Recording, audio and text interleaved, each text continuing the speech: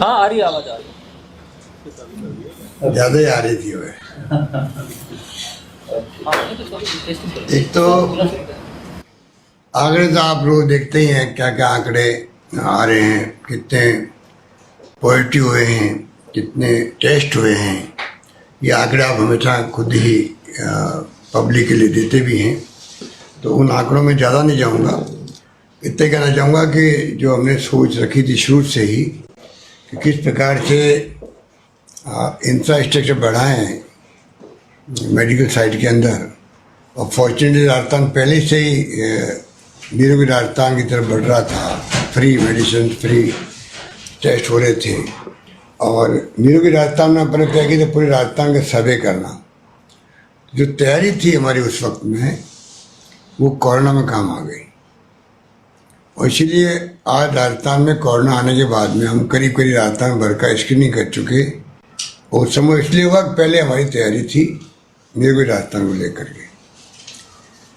और आईसीयू के बेड की बात हो, चाहे वेंटिलेटर की बात हो, पीपीई किट की बात हो, सब में हम लोगों ने जो जो टारगेट रखे वो हमने पूरे किए। और तो और जो पहले सैंपल भी बाहर जाते थे, स्वाइन फ्लू के पहले तो बिल्कुल कुछ नहीं था यहाँ पर, और पुणे और दिल्ली भेजने पड़ते सैंपल। आज 10,000 की कैपेसिटी होना बड़ी उपलब्धि है राजस्थान के अंदर टेस्ट की, और 25,000 का टारगेट तो बना लिया है, और 30,000 तक जा सकते हैं हम लोग। 2 मशीन अमेरिका से मंगाई गई स्पेशल, जो कोबार 8800, जो नई मशीन आई है, 4,000 टेस्ट एक साथ करती है। इस प्रकार से पूरी तरह राजस्थान तैयार है, प्रिपेयर्ड है और सतर्क है कि कैसी भी स्थिति आएगी राजस्थान के लिए। क्योंकि आप देखते हैं कि ये बहस चलती रहती है राज्यों में भी, राष्ट्रीय स्तर पर भी और विश्व स्तर पर भी, कि पता नहीं क्या मोड़ लेगा कोरोना। कोई कहते हैं मई के अंत तक काफ़ी ठीक हो जाएगा, कुछ कहते हैं कि नहीं वापस शुरू हो सकता है, कुछ कहते हैं लंबा चलेगा। पर राजस्थान वो राज्य देश के अंदर है जिसने कैसी भी स्थिति आएगी तो कोरोना की जंग में हम लोग विजय हों, आप सबके सहयोग से, पूरे प्रदेशवासियों के सहयोग से ये तैयारी हमने कर ली है, और मुझे यकीन है कि उसमें हम लोग कामयाब होंगे। महामारी बड़ी खतरनाक है, इसमें कोई दो राय नहीं। और एजुकेट पब्लिक को आपने बहुत किया, हम लोगों ने काफ़ी कोशिश करी है कि पब्लिक तक बात पहुँचे, और काफ़ी लोग समझ भी गए हैं सोशल डिस्टेंसिंग का महत्व क्या है, मास्क लगाने का क्या महत्व है। इन बातों को काफ़ी हद तक समझ चुके हैं। गैदरिंग नहीं हो एक साथ में, अब पूरी तरह पाबंद रखना ये अच्छी बात नहीं है, क्योंकि सारी इंडस्ट्री, सारे व्यापार ठप हो गए हैं। तो कोरोना से तकलीफ बहुत भयंकर है स्वास्थ्य के रूप में। तो आजीविका के लिए अगर अर्थव्यवस्था शुरू नहीं होती है तो आने वाले वक्त में आप सोच सकते हो कि क्या स्थिति बनेगी रोजगार के लिए। चाहे मजदूर हो, गरीब आदमी हो, कोई व्यक्ति हो, आम आदमी, मध्यम वर्ग हो, चाहे वो, प्रत्येक नागरिक के लिए सामने संकट रहेगा। इसलिए वो भी जरूरी है। और भारत सरकार ने जो अभी कल परसों जो गाइडलाइन निकाली है, 15 दिन के लिए बढ़ा दिया है इसको, उस पर हमें सबको मतलब वापस शुरू करना पड़ेगा। किस प्रकार से परसेप्शन बना रहे कि लॉकडाउन पूरी तरह लागू आज भी है, जिससे कि डिसिप्लिन बना रहे पब्लिक के अंदर भी, उसमें हम छूट नहीं दे सकते। इतना ही फर्क है कि जो छूट दी गई है ग्रीन जोन में या ऑरेंज जोन में, उसको देखते हुए एक्टिविटी चालू हो जाए, व्यापार शुरू हो जाए और आवागमन ठीक हो जाए। पर वहाँ भी जो कहा गया है कि आपको तभी आप अलाउ हो बाहर, घर के बाहर, तब आप मास्क लगाओ, कंपल्सरी सोशल डिस्टेंसिंग रखो। डिटेल में आपको जो ऑर्डर जारी हुआ है उसके ऊपर एक चीज़ हम आपको बाद में अभी रात को ऑर्डर जारी करेंगे तो कॉपी भेज देंगे आपको। मैं तो खाली आपको इतना कहना चाहूँगा, कुछ हमने प्रावधान किए हैं अगर कोई व्यक्ति नियमों को तोड़ता है तो उसके ऊपर भी कुछ फाइन लगाए, ये हमने उस पर प्रावधान किया है ऑर्डिनेंस के अंदर भी। और जो ऑर्डर निकलेगा ऑर्डिनेंस के बाद में, उसमें भी प्रावधान कुछ किए गए। कुछ हम लोगों ने जो संकल्प लेके चल रहे थे, कोई भूखा नहीं सोना चाहिए, तो मुझे खुशी है बात कहते हो, शायद आपके बारे में इंफॉर्मेशन होगी कि राजस्थान में जिस कंफर्टेबल तरीके से पब्लिक को रखा गया है, विशेष रूप से मजदूरों को, असहाय लोगों को, दिहाड़ी मजदूरों को, कचरा बीनने वालों को, ऐसे लोगों को, और सबको जिस प्रकार से 2500 रुपये प्रति व्यक्ति दिए गए हैं, गेहूँ फ्री दिया गया है। गेहूँ हमने खरीद करके 21 रुपये किलो FCI से मार्केट प्राइस से खरीदना पड़ा, तब भी 60 लाख लोगों को हमने जो गेहूँ दिया है उसकी रेट थी 21 रुपये किलो। वो भी हमने मंजूर किया कि जो लोगों को राशन नहीं मिल रहा है दुकानों से, जो फूड सिक्योरिटी एक्ट में नहीं आ रहे हैं, उनको भी राशन मिलना चाहिए। राशन कार्ड नहीं है मान लीजिए तो ही मिलना चाहिए। ये बड़ी शिकायत यही थी, बाकी कोई शिकायत नहीं राजस्थान के अंदर थी। इसको भी हमने गेहूँ खरीद करके देना शुरू किया, प्रारंभ भी हो गया है और फीडबैक भी अच्छा आ रहा है। इस प्रकार से हमने कोई भूखा नहीं सोना चाहिए, इस थीम को लेके चले। उसमें हम लोग, मैं समझता हूँ कि मैंने कोई 400-500 की बात की होगी, सब जगह इस संतुष्टि है कि ये काम बहुत अच्छे ढंग से होगा, कुछ शिकायत नहीं। और करीब 78 लाख लोगों को 2 महीने की पेंशन दी गई थी। अभी पेंशन का नया महीना आएगा और पेंशन को देने के लिए हम लोग तैयार हैं। इस प्रकार से सभी वर्गों को हमने ये कोशिश करी है किस प्रकार ऐसे कठिन समय में हम लोग प्रयास करें कि उनको परेशानी कम से कम हो। उद्यमी और इंडस्ट्रियलिस्ट भी बहुत दुखी हैं, MSME वाले भी दुखी हैं और इंडस्ट्री भी दुखी है, क्योंकि सबकी आय तो बंद हो गई, फैक्ट्री बंद पड़ी है, मजदूर जा रहे हैं। अब करीब राजस्थान में 1 लाख के करीब मजदूर आ चुके हैं राजस्थान में बाहर के राज्यों से, और 56,000 के करीब जा चुके हैं राजस्थान से। तो एक मांग ये भी है इंडस्ट्री की, भाई मजदूर जाएंगे तो हम काम कैसे करेंगे। तो ये तो एक डिमांड सप्लाई के साथ निर्भर करेगा, क्योंकि एक बार तो मजदूर जो परेशान हुए हैं तो उनके दिल में आ गया मुझे एक बार गांव जाना है, हम रोक भी नहीं सकते। 14 लाख 55 हजार, मतलब करीब 15 लाख लोगों ने रजिस्ट्रेशन करवाया है टोटल राजस्थान के अंदर, जिसमें मेरे ख्याल से अधिकांश जो है 70% तो आने वालों का है, 30% लगभग जाने वालों का है।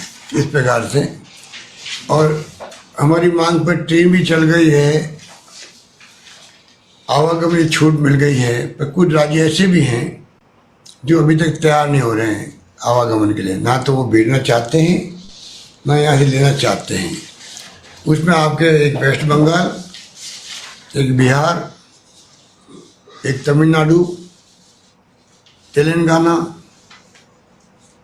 महाराष्ट्र और यूपी, ये राज्य अभी तैयार नहीं हुए हैं। इस कारण तकलीफ हमें हो रही है कि वो मजदूर लेना नहीं चाहते हैं। आप देखा होगा यूपी का तो परसों रात को क्या हुआ तमाशा, वहाँ पर बॉर्डर पर मजदूर जा चुके थे मध्य प्रदेश या गुजरात से, सूरत से, और उनको वापस जाना पड़ा और बहुत ज़्यादा झगड़े भी हुए बॉर्डर। तो ये स्थिति भी चीफ सेक्रेटरी लेवल पर लगातार प्रयास जारी है। आज भी सुबह कैबिनेट सेक्रेटरी साथ में VC या होम सेक्रेटरी साथ में VC हुई है, उनमें तमाम पॉइंट जो हम लोग फील करते हैं, मेरे ख्याल में प्रोएक्टिव हो गया, हम ही लोग चल रहे हैं। मजदूरों के लिए भी, रेलगाड़ी के लिए भी, इकोनॉमिक पैकेज के लिए भी, मेरे ख्याल से बहुत ही मेटिकुलसली और ऑर्गेनाइज वे में हम लोगों ने शुरू से ही आपको ब्रीफ किया कि हम लोगों ने प्रेस नोट भी आए होंगे, पर जो जो कार्रवाई कोविड-19 से मुकाबला करने लिए हो सकती है, होनी चाहिए, हेल्थ से लगा के, सोशल सिक्योरिटी लगा करके, इन्वॉल्वमेंट सभी पॉलिटिकल पार्टियों का हो, धर्म गुरुओं का हो, एक्सपर्ट के डॉक्टर, रिटायर्ड डॉक्टरों का हो, प्राइवेट मेडिकल कॉलेजेस का हो, मेरे ख्याल से अच्छे ढंग से मैनेज करने का प्रयास किया है। और इसीलिए हम कह सकते हैं कि आगे भी मैनेजमेंट होगा। तो ये कॉन्फिडेंस इसीलिए है, अभी तक जो कदम उठाए गए वो कदम हमें कामयाब हुए हैं। इसलिए उम्मीद है कि आगे कैसी संकट आएगा तो उसका मुकाबला करने के लिए पूरा राजस्थान सक्षम है, कॉन्फिडेंस है, ये मैं कह सकता हूँ। और ये राज्य कब एग्री करेंगे, क्योंकि हमारे अधिकांश लोग तो तमिलनाडु में, तेलंगाना में, वेस्ट बंगाल में प्रवासी रहते हैं। तो मैं आपके माध्यम से उनको भी कहना चाहूँगा, इतना बड़ा काम है, 15 लाख में से 7-8 लाख तो मेरे ख्याल से आने वाले लोगों की संख्या है। 8 लाख लोग ना तो ट्रेन में एक साथ आ सकते हैं, एक ट्रेन में आते सिर्फ 1,200 लोग जाते हैं, क्योंकि सोशल डिस्टेंसिंग रखनी पड़ती है ट्रेन के अंदर भी। तो जब ट्रेन में कम लोग जाते हैं तो आप सोच सकते हो कि कैसे वो आ सकते हैं एक साथ में। उनको ही धैर्य रखना पड़ेगा। और धीरे धीरे कई जगह बसें शुरू हो रही है, कर्नाटक ने बस शुरू कर दी है।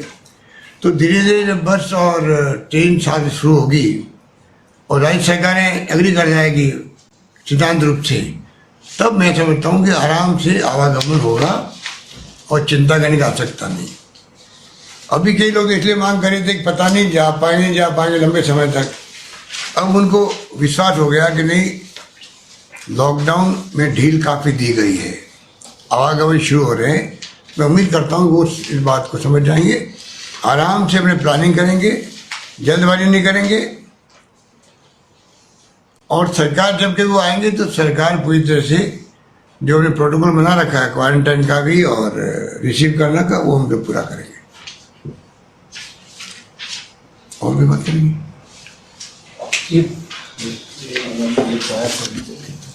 कुछ जो है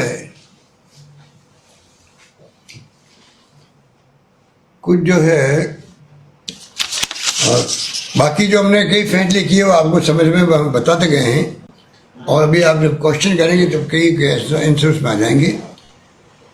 धन्यवाद आप सबका। सभी मीडिया के साथियों का स्वागत करते हुए मैं आज की इस परिचर्चा में पहले प्रश्न के लिए न्यूज 18 से श्री गोवर्धन चौधरी जी से अनुरोध करूंगा।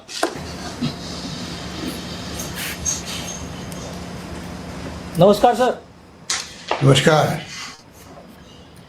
जन्मदिन की शुभकामनाएं आपको। मेरा सवाल ये है आपसे कि कोरोना के बाद, अभी कोरोना का मुकाबला चल रहा है, लेकिन जनता में सबसे बड़ा भय ये है कि कोरोना के बाद की जो स्थितियां होंगी उनमें अर्थव्यवस्था कैसे पटरी पर आएगी, उनका जीवन, उनकी जो रोजी रोटी है वो ठीक ठाक चल पाएगी कि नहीं चल पाएगी। तो सरकार क्या प्रयास कर रही है कि कोरोना के बाद अर्थव्यवस्था पटरी पर आए। दूसरा सवाल यह है कि केंद्र सरकार से, क्योंकि इस पूरे मामले में केंद्र की बड़ी भूमिका होगी राज्यों को मॉनेटरी रूप से और सारी चीजें फीड करने में, तो केंद्र से क्या अब तक कितना सहयोग आपको मिल पाया है। दो बड़े बिंदु हैं कि कोरोना के बाद निपटेंगे कैसे, अर्थव्यवस्था कैसे पटरी पर आएगी, और केंद्र कितना सहयोग कर रहा है। देखिए, अभी आरोप प्रत्यारोप लगाने का वक्त तो है नहीं, ना मैं लगाना चाहता हूँ। और मैं अपील करना चाहूँगा हमारे विपक्षी नेताओं से भी राजस्थान के अंदर कि बिना तथ्यों के आरोप लगाना बंद करें। हम नहीं चाहते माहौल बिगड़े राजस्थान के अंदर। अभी तक का माहौल अच्छा बना रखा है और हम सबको श्रेय दे रहे हैं। हमने क्रेडिट को भी, क्रेडिबिलिटी जो सरकार ने बनाई है गवर्नेंस करके, भीलवाड़ा मॉडल भी भारत सरकार के स्वास्थ्य सचिव ने घोषित किया, हमने तो किया नहीं था। या जो कदम उठाए हम लोगों ने आज तक, जिसको अप्रिशिएट पूरा देश कर रहा है, तो हमने तो कभी अपनी पीठ थपथपाई नहीं थी। फिर भी हमारे जो नेता प्रतिपक्ष के यहाँ पर है, या जो बीजेपी के अध्यक्ष हैं या केंद्रीय मंत्री हैं, अच्छी परफॉर्मेंस में हम लोग सबको भागीदार बना रहे हैं। चाहे विपक्ष हो, सोशल वर्कर हो, एक्टिविस्ट हो, चाहे आम जनता हो, ब्यूरोक्रेट तो है ही है उसके अंदर, पुलिस प्रशासन भी शानदार सब काम कर रहे हैं। हमने कोई श्रेय लेने के लिए कोई अभियान नहीं छेड़ रखा है, तब भी उनके स्टेटमेंट भड़काने वाले आ रहे हैं जनता को, वो उचित नहीं है बिना तथ्यों के। अभी तक तो कोई मदद मिली नहीं है।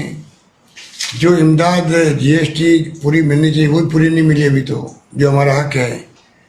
कुछ पैसा मिला 2750 करोड़, तो वो हमारा जो हिस्सा था रेगुलर वे में मिलना था, चाहे कोरोना नहीं आता तो ही मिलता। एक 1500 फिगर और है, तो कोरोना नहीं आता तब भी मिलता, वो पैसा हमें मिला अभी तक। जो कोरोना की महामारी ने पूरा चौपट कर दिया है देश की अर्थव्यवस्था को, राज्यों की अर्थव्यवस्था को, उस वक्त में जब तक केंद्र सरकार से जो हम लोगों ने मांग की है, राज्यों के लिए भी अलग से ग्रांट के रूप में पैसा मिले, ब्याज मुक्त कर्जा ले तो ब्याज मुक्त लें हम लोग, कर्जे का जो लिमिट होती है वो बढ़ाएं, मांगे ऐसी कि जो वाजिब मांगे हैं, आउट ऑफ द मांग कोई नहीं की हम लोगों ने। उसी रूप में भारत सरकार को बिहेव करना चाहिए, वो अभी तक सामने आ नहीं रहा। स्टिमुलस पैकेज दुनिया भर के America, England, France, Germany, Japan सब दे रहे हैं, बड़े बड़े अपनी जीडीपी का 10% लगा के 12% लगा के 15% तक दे रहे हैं। 12 से 15% किसे कहते हैं? हमारे यहाँ 1% भी नहीं मिला। उसके बगैर देश के अंदर, प्रदेश के अंदर इंडस्ट्री वापस चालू नहीं हो सकती। ऐसे एमएसएमई की बात छोड़िए, कोई चालू नहीं हो सकते। बड़ा स्टिमुलस पैकेज मिले, परचेजिंग पावर बढ़े, जनता तक पैसा पहुंचे और उनकी डिमांड बढ़े, वापस पैसा खर्च हो मार्केट में, तब जाके पूरी गाड़ी पटरी पर आएगी। उस दिशा में अभी कोई काम हो नहीं रहा है। कल सुना है प्राइम मिनिस्टर साहब ने कोई मीटिंग ली है, उम्मीद करते हैं कि कोई फैसला करेंगे, पर जल्दी फैसला होना चाहिए। तो ये स्थिति है। और जहाँ तक राजस्थान गवर्नमेंट का मामला है, वो तो आप जब उद्योग धंधे बंद ही पड़े हैं, तो रेवेन्यू जो है, रेवेन्यू तो आप देखते हो कोई मार्च में अप्रैल मिला करके करीब 10,000 करोड़ रुपए का लॉस हो गया है। तो आप सोच सकते हो 2 महीने में 10,000 करोड़ लॉस हो जाए तो पूरे साल में क्या होगा। तो जो हमारा बजट बनाया हुआ है उस पर पुनर्विचार करना पड़ेगा। उसके लिए हम लोग कहाँ कटौती करें, हमारी मजबूरी बन जाएगी। भारत सरकार को चाहिए कि वो आगे आके इमदाद करे, जिससे कि कटौती कम से कम करनी पड़ेगी बजट के प्रावधान के अंदर। धन्यवाद। थैंक यू गोवर्धन चौधरी जी। मैं अगला नाम फर्स्ट इंडिया से नरेश शर्मा जी का कर रहा हूँ प्रश्न के लिए। नमस्कार मुख्यमंत्री जी, सबसे पहले तो आपको जन्मदिन की बधाई। और आप सबको मैं धन्यवाद एक साथ दे देता हूँ। धन्यवाद। चलिए, मेरा जो प्रश्न है वो प्लाज्मा थेरेपी से जुड़ा हुआ है। मुख्यमंत्री जी, आईसीएमआर ने देश के करीब 20 इंस्टीट्यूट है जिनको प्लाज्मा थेरेपी के लिए ग्रीन सिग्नल दिया है, उनको इजाजत दी है, लेकिन उनमें राजस्थान का नाम नहीं है। ऐसे में मेरा सवाल ये है कि राजस्थान में प्लाज्मा थेरेपी से इलाज कब तक शुरू होगा, और जो पेशेंट जिनका इलाज हो चुका है, क्या उनसे जो प्लाज्मा इकट्ठा करने की भी सरकार की कोई योजना है, कोई काम हो रहा है उससे? देखिए, पहली बात तो आईसीएमआर ने एसएमएस अस्पताल को परमिशन दे दी है प्लाज्मा थेरेपी करने के लिए। कल से वो शुरू हो जाएगी। और दूसरा जो डोनर्स तैयार कर रखे हैं, क्योंकि जो मरीज ठीक होता है उसके 28 दिन बाद में प्लाज्मा का प्रोसेस शुरू हो सकता है। और मरीज जो ठीक हो गया उसके ऊपर वो सब तैयारी कर रखी है। और राजस्थान में बहुत ही अच्छे ढंग से इस काम को अंजाम किया जाएगा। सवाल ये कि ये हर एक काम नहीं आता है। ये सिर्फ जो बहुत सीरियस मरीज होंगे, वेंटिलेटर में जाने वाले होंगे या ऐसे बहुत सीरियस मरीज होंगे, उसके ऊपर ये प्लाज्मा थेरेपी काम करती है। और वो भी अभी पूरे दुनिया के अंदर कई तरह की इसमें आशंका व्यक्त की जा रही है, रिसर्च भी चल रही है। तो तमाम बातें ध्यान में रखते हुए हम लोग आगे बढ़ रहे हैं। और जो विश्व में जो रिसर्च चल रही है उसमें एसएमएस हॉस्पिटल भी उसमें भागीदार है। और दूसरा मैं कहना चाहूँगा कि सबसे अच्छी बात है कि राजस्थान में जो है अभी वेंटिलेटर पे बहुत कम लोग हैं। तो एक पेशेंट अभी वेंटिलेटर पर है, इक्का दुक्का ही है। तो इसलिए कहने का मतलब कि इसका हमें आवाज़ से हम उस पर ध्यान रखेंगे। धन्यवाद। मैं नेक्स्ट प्रश्न के लिए इंडिया न्यूज राजस्थान से दिनेश डांगी जी को अनुरोध करूंगा। सर, जन्मदिन की शुभकामनाएं पहले तो। धन्यवाद। सर, राज्यों को जाहिर सी बात है इस संकट में पैसों की ज़्यादा से ज़्यादा ज़रूरत है और राज्य के जीएसटी सहित कई मदों में पैसे अटके हुए हैं, आप लगातार कह रहे हैं। तो ऐसे में ज़रूरत नहीं है कि टैक्स और जो अधिकार है वो राज्यों को मिलने चाहिए।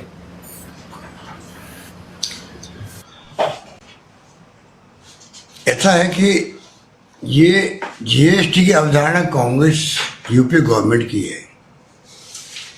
उस वक्त में हमारे यही साथी जो आज सत्ता में हैं, मैं उस वक्त भी मुख्यमंत्री था, तो मुझे मालूम है कि हमारी मीटिंगों में ये लोग विरोध करते थे, जीएसटी का विरोध करते थे। सरकार बदल गई, जीएसटी लागू करने का प्रोसेस इन्होंने आगे बढ़ाया। पर जो यूपी गवर्नमेंट की मंशा थी कि पूरे देश के अंदर जीएसटी सिर्फ 18% लगे, एक स्लैब बने, अगर वो सिस्टम लागू होता तो शायद ये जो स्थिति बनी, अभी तक भी संभल नहीं पाई है जीएसटी का प्रोसेस। बार बार जीएसटी काउंसिल की मीटिंग होती है, सुधार करते रहते हैं, छूट देते रहते हैं, ये नौबत नहीं आती।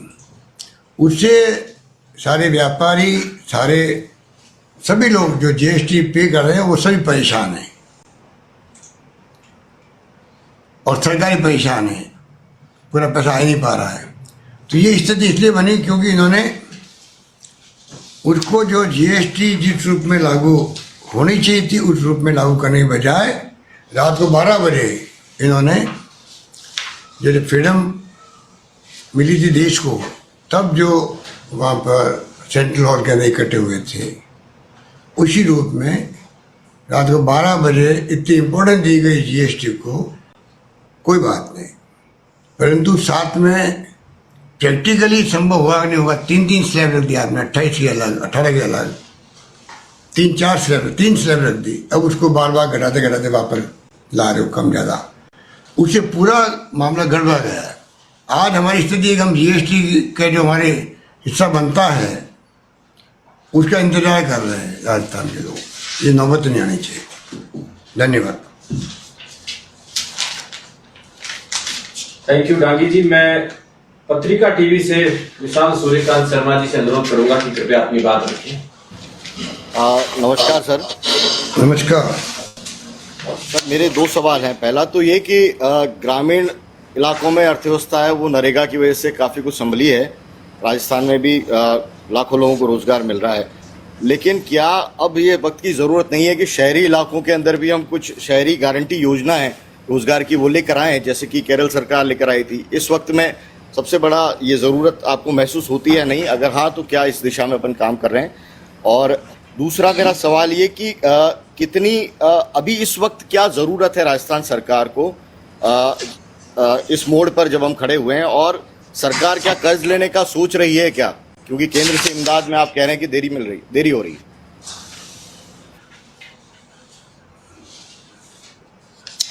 देखिए, ये प्रोग्राम नरेगा गांव वालों के लिए जीवनदायिनी साबित हुई है। और राजस्थान ने तो जब से नरेगा का कानून बना है तब से राजस्थान वो राज्य देश के अंदर है जो सबसे आगे रहा है और उसी महत्व को हमेशा बनाए रखने का प्रयास किया गया है। और स्थिति आज भी ये है कि कोरोना की महामारी तो अभी आई है, उसके पहले भी सरकार बनते ही पहली कैबिनेट में हमने फैसला किया कि पूरे राजस्थान में जो काम मांगे उसको काम मिलना चाहिए। जब लापरवाही होती है इसके लिए तब काम मिलता नहीं है, तो काम मांगो अभियान चलाया गया कि काम मांगो और काम मिलेगा। तो करीब 9 लाख लोग काम करे थे उस वक्त, उससे 30 लाख तक हम पहुँचे थे उस वक्त में। जब कोरोना आ गया तो उसके बाद में फिर अभी लड़खड़ा गया मामला पूरा। अब हम ये कह रहे हैं कि जब कोरोना आ गया तो आप एक तरफ हमने काफ़ी छूट दी है, वापस 1 लाख से वहाँ पर बढ़ के 10 लाख पहुँच चुके हम लोग, और हम चाहते हैं 30 लाख भी क्रॉस करें। तो इसमें तो उनमें जो सोशल डिस्टेंसिंग की, मास्क की अनिवार्यता है तो सब रहेगी, उनको एजुकेट भी कर रहे हैं साथ में। पर सवाल ये है कि इसमें भारत सरकार से मैं कहना चाहूँगा कि जब आप ये कह रहे हो MSME वालों को भी, सबको, कि घर बैठे मजदूरों को आप कोरोना के पीरियड के अंदर, लॉकडाउन के पीरियड के अंदर आप उनको तनख्वाह दीजिए, यही धर्म बनता है भारत सरकार का। भारत सरकार को भी चाहिए कि जो एक्टिव नरेगा के रजिस्टर्ड लोग हैं और एक्टिव मजदूर हैं, उनको वो भी घर बैठे हुए नरेगा के लॉकडाउन के पीरियड में उनको पूरा पैसा देवे, क्योंकि लॉकडाउन में जा नहीं सकता कोई व्यक्ति कहीं पर, काम सब बंद हो गए। तो ये मेरी मांग है जो मैं समझता हूँ आपके माध्यम से भारत सरकार तक पहुँचे। धन्यवाद। कर्ज लेने का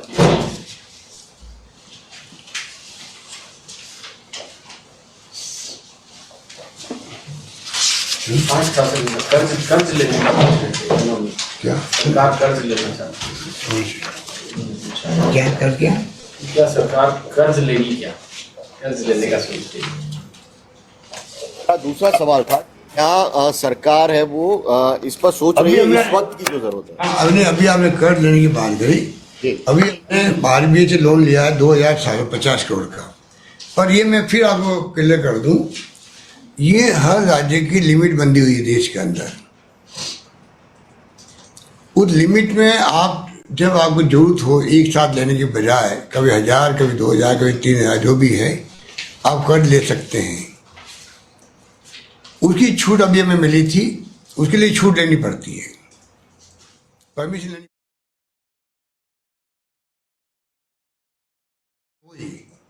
वो ले सकते हैं। उसमें हमने 2,750 करोड़ रुपए लिए, उससे काम नहीं चलने वाला। नहीं तो रेगुलर कोरोना बगैर की एक्टिविटी है ये तो सारी।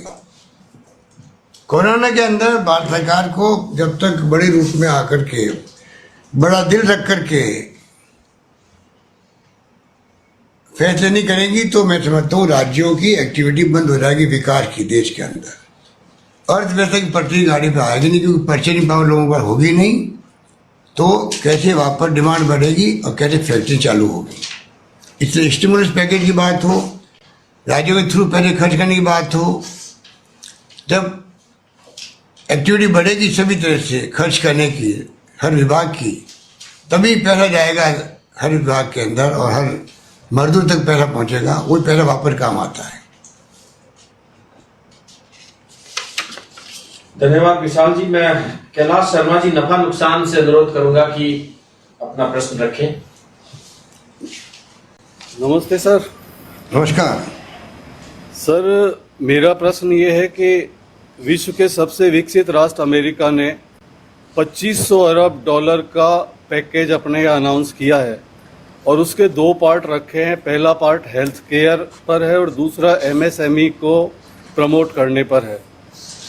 आपने 28 मार्च को नरेंद्र मोदी जी को फ़ोन कर कहा था कि 1 लाख करोड़ रुपए का पैकेज जारी किया जाए। उस बात को 5 हफ्ते से ज़्यादा का समय हो गया। एक तो पैकेज पर उन्होंने कोई फैसला नहीं लिया, दूसरा भारत सरकार का जो अपना बजट है वो 30.42 लाख करोड़ रुपए का है। उस बजट में 4.36 लाख करोड़ रुपए डिफेंस और होम सिक्योरिटी पर है।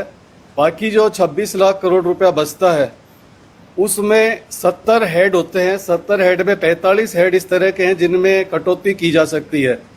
इसके अलावा 25 हेड ऐसे हैं जिनको देश काल और परिस्थितियां देखते हुए अबॉलिश भी किया जा सकता है। एक तरह से मैं बजटरी रिफॉर्म की बात यहाँ कर रहा हूँ। अभी आपने भी इंडिकेट किया थोड़ी देर पहले कि हम भी हमारे बजट में कुछ रिस्ट्रक्चरिंग की बात करना चाह रहे हैं। तो आपको नहीं लगता कि केंद्र सरकार ने 5 हफ्ते की देरी कर दी इस पैकेज को जारी करने में? और आपको लगता है कि बजटरी रिफॉर्म की बजटरी रिस्ट्रक्चरिंग की जो बात आपने कही है वो आगे बढ़े और गतिशील हो? Thank you. नहीं, आपके सवाल के जवाब मैं पहले दे चुका था वैसे तो, और संदर्भ में फिर मैं कहना चाहूँगा कि वास्तव में आप ठीक कह रहे हैं।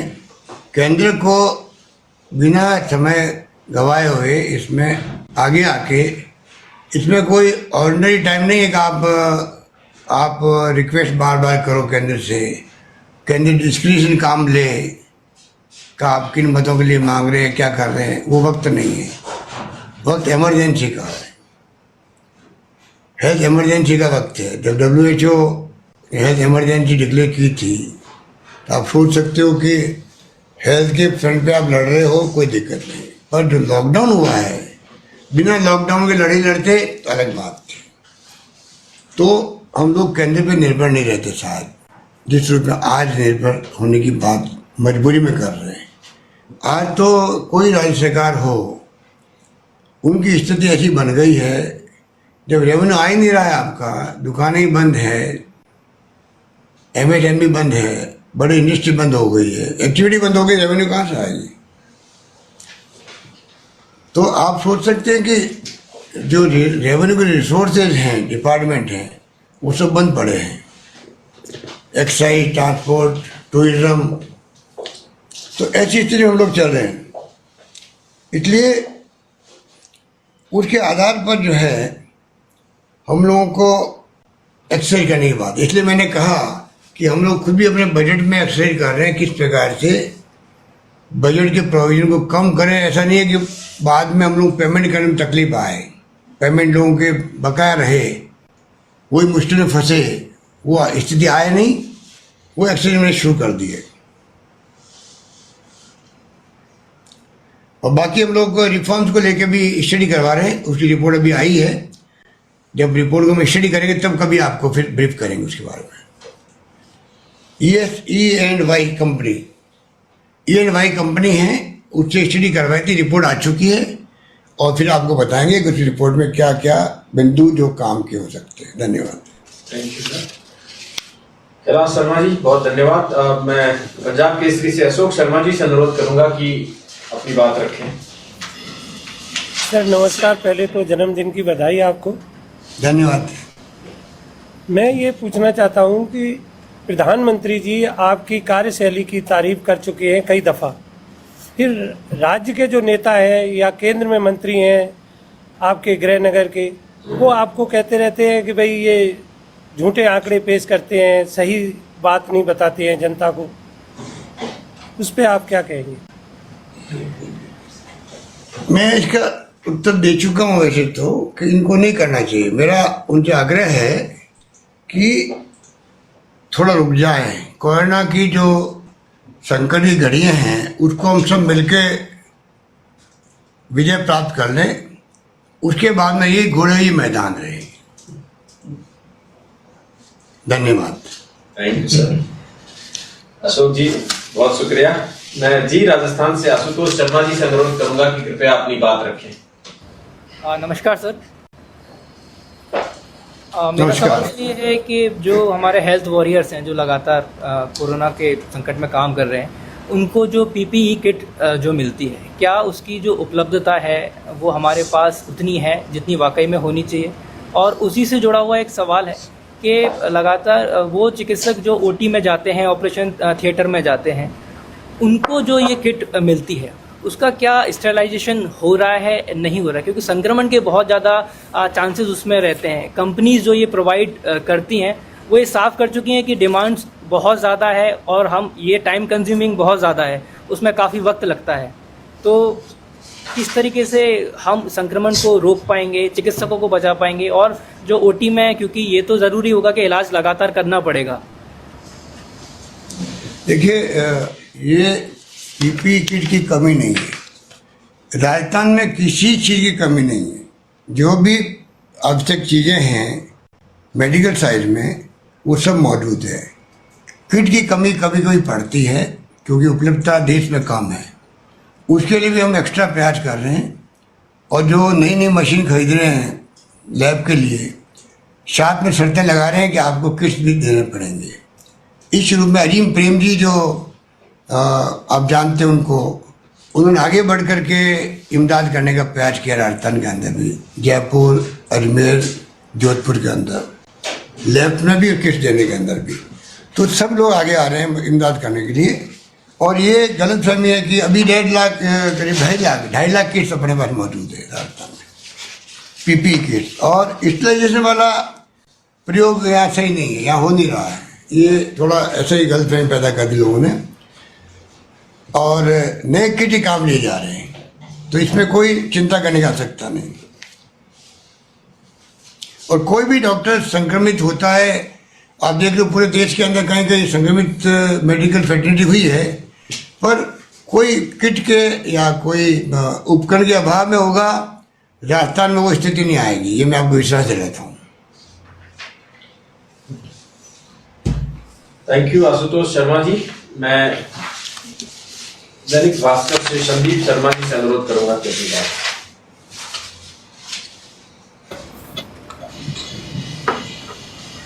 हेलो, नमस्कार सर। मेरे दो सवाल हैं। पहला ये कि जो प्राइवेट हॉस्पिटल्स हैं उनका ये कहना है कि हम सभी का इलाज प्रॉपरली कर रहे हैं, जबकि हकीकत ये है कि इमरजेंसी के बोर्ड लगे हैं और अंदर किसी को देखा नहीं जा रहा है।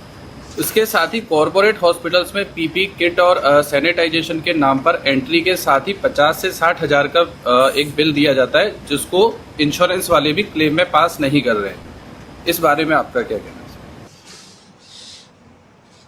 नहीं, ये आपकी जो वैसे तो हमने इनको सबको पाबंद कर रखा है और 2 हॉस्पिटल को नोटिस दिया गया है। सरकार इसमें बहुत सख्त है, वो मना नहीं कर सकते, उनको इलाज करना ही पड़ेगा। और ये शिकायत कभी कभी आती है तो हम लोग उसको देखते हैं।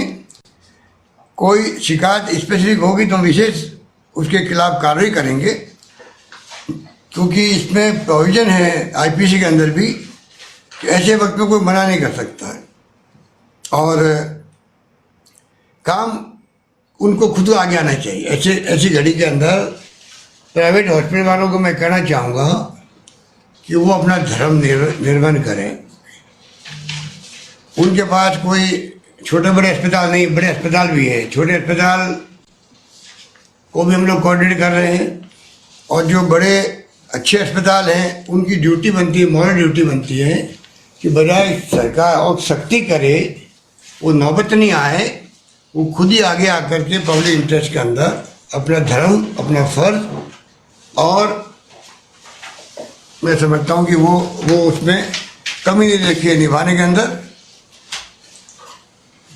कोई शिकायत भी आई थी कि कोई पीपी की किट के पैसे वसूल कर रहे हैं, उसको मैं नोटिस दिया है। तो नोटिस दिए कि नोटिस देने की बड़ी बात है। पैसे से जो प्रतिष्ठित जो अस्पताल है उनको गवर्नमेंट नोटिस दे दे रहे, मैं समझता हूँ कि उनको समझ जाना चाहिए कि इसके मायने होते हैं। तो ये खुद को मैंने बार बार कहना चाहूँगा कि बजाय सरकार कोई कार्रवाई करने के लिए मजबूर हो, वैसे हमने सबको पाबंद कर रखा है। सरकारी अस्पताल है, वहाँ पे भी ओपीडी चल रही है और 428 मोबाइल वैन चलाई हमने एक साथ में राजस्थान के अंदर, बहुत सक्सेसफुल चल रही है। करीब 1,60,000 लोगों का इलाज हो गया है। प्रतिदिन मेरे ख्याल से 20-25 हज़ार लोग आते होंगे उसके अंदर। और डिस्टेंस टेलीमेडिसिन का एक नया प्रयोग शुरू कर रहे हैं। कुछ साइट्स बनाई गई है और 30 चिकित्सकों को उसमें लगा रहे हैं हम लोग। इस प्रकार करीब 240 चिकित्सकों और स्टाफ को ट्रेन किया गया। तो तमाम तरह से हम चाहेंगे वो मरीज परेशान नहीं हो, जो कि कोविड के अंदर नहीं आता है, जोन में भी नहीं आता है, परेशान है, घर बैठा हुआ है। इसलिए आपको याद होगा प्रेग्नेंट औरतों के लिए मैंने शुरू से ही व्यवस्था करी थी, मॉनिटरिंग करी और ट्रैकिंग की थी। उसी प्रकार बाकी मरीज जो है वही बहुत परेशान होते हैं, तो उनके लिए पूरी सुरक्षा और पूरी इलाज टाइम पे हो, ये हमने सुनिश्चित करने का प्रयास किया है और ज़्यादा कदम उठाएंगे आने वाले वक्त के अंदर। Thank you. मैं अब राजस्थान पत्रिका से विकास जैन जी से अनुरोध करूंगा कि अपनी बात रखिए। नमस्कार सर। नमस्कार सर, मेरा सवाल प्रवासियों के आवागमन को लेकर है, जिसके बारे में आप पहले भी काफ़ी कुछ ब्रीफ कर चुके हैं। अभी तक राजस्थान में करीब 14 लाख जो प्रवासी हैं उन्होंने अपना पंजीकरण जाने और आने के लिए करवाया है। और आपने जैसा कहा कि कुछ राज्य अभी इसके लिए तैयार नहीं है, न तो आने के लिए तैयार है और न भेजने के लिए तैयार है। तो राजस्थान सरकार की अब इतनी बड़ी संख्या में हमारे पास में ये फिगर है, 14 लाख में से करीब आपने भी फिगर बताया करीब 1.5 लाख को पहुँचाया भी गया और लाया भी गया है। तो बाकी लोगों के लिए राजस्थान सरकार की क्या तैयारी है आने वाले समय में? देखिए, बाकी राज्यों को हम मजबूर तो नहीं कर सकते, परंतु पिछले 15 दिन से चीफ सेक्रेटरी लेवल पर हर चीफ सेक्रेटरी से बात हो रही है, कन्विंस करने का प्रयास किए जा रहे हैं, भारत सरकार को इतला की जा रही है और होम मिनिस्ट्री द्वारा कुछ राज्यों को कन्विंस किया गया भी था। परंतु मेरा मानना है कि इतना बड़ा काम ये है, उसको मैंने पहले आपके सवाल के जवाब में पहले ही कह दिया, थोड़ा धैर्य भी रखना पड़ेगा, क्योंकि पूरी कोशिश कर लो जब तक वो राज्य अग्री नहीं होंगे। और मैं उनको भी कहना चाहूँगा, वो जो लोग बैठे हुए 50 साल से 60 साल से 100 साल बैठे हुए हैं या 25 साल बैठे हुए हैं, उनको चाहिए जो वहाँ के लोग हैं उनके एसोसिएशन, सभी राज्य के सभी जिलों की सभी गांव की एसोसिएशन बनी हुई वहाँ पर, उनको चाहिए कि वहाँ की सरकारों पर वो दबाव डाले। वहाँ जो नेता है, चाहे वो कांग्रेस के या बीजेपी के हैं, जिनके शासन हैं, उन नेताओं को वो बात करे जा करके।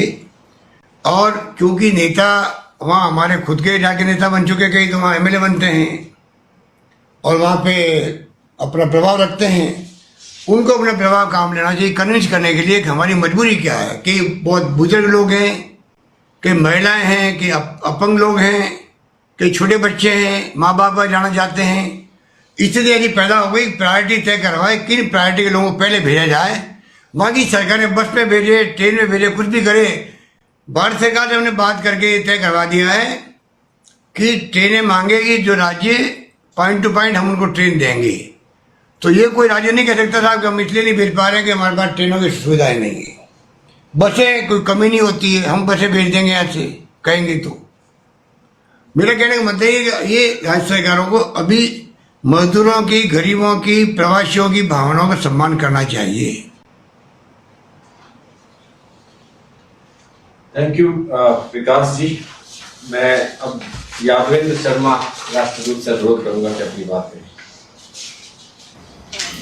नमस्ते सर, आपको जन्मदिन की शुभकामनाएं।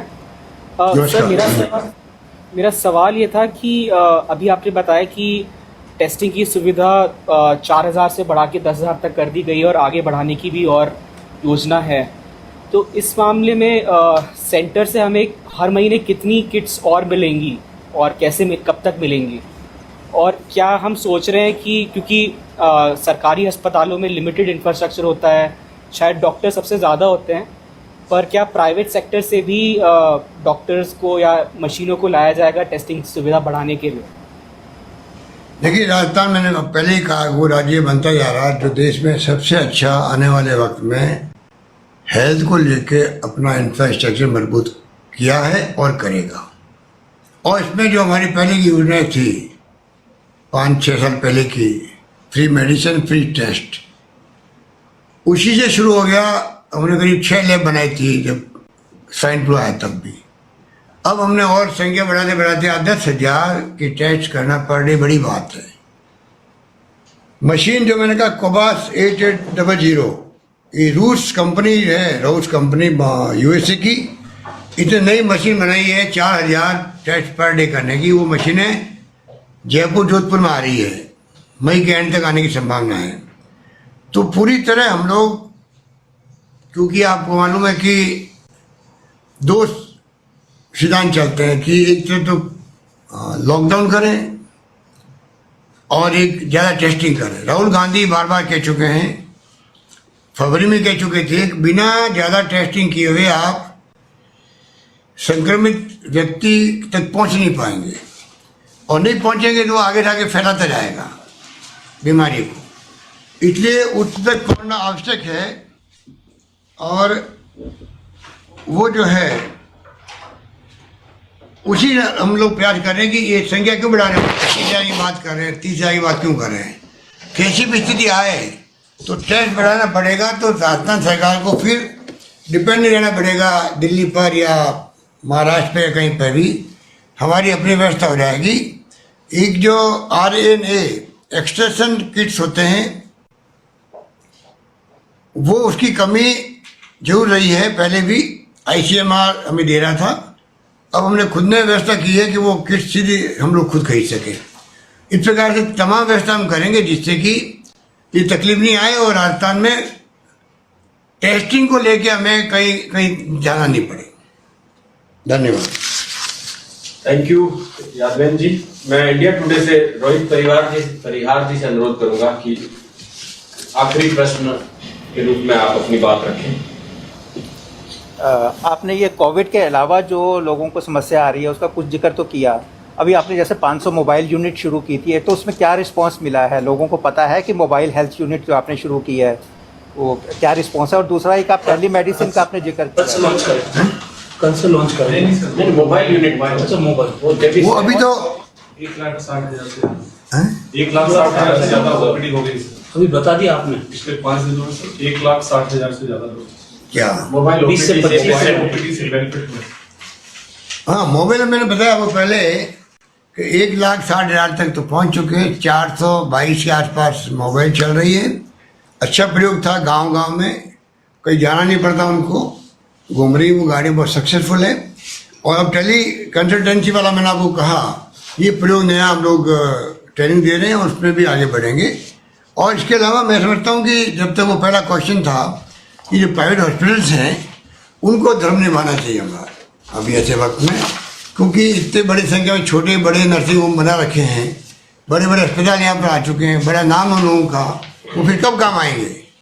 इस वक्त काम नहीं आएंगे तो कब आएंगे?